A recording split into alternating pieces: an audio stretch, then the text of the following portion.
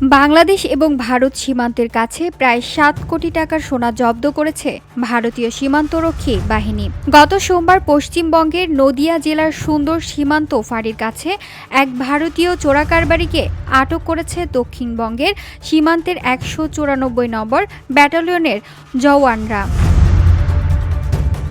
সুনির্দিষ্ট গোয়েন্দা তথ্যের ভিত্তিতে ভারতীয় সীমান্তরক্ষী বাহিনীর সদস্যরা সন্দেহভাজন এক ব্যক্তিকে আটক করে। তার কোমরে লুকিয়ে রাখা প্রায় ৫ কোটি রুপির বেশি মূল্যের ২৫টি সোনার বিস্কিট উদ্ধার করা হয়েছে।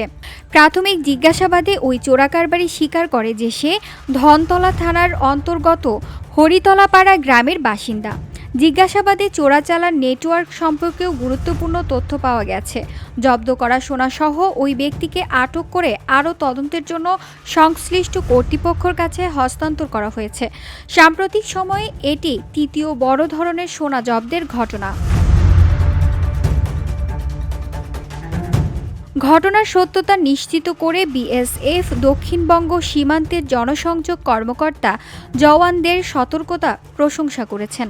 ভারত বাংলাদেশ সীমান্তে অবৈধ কার্যকলাপ রোধে বিএসএফ কঠোর নজরদারি বজায় রেখেছে। VOD Bangla news desk.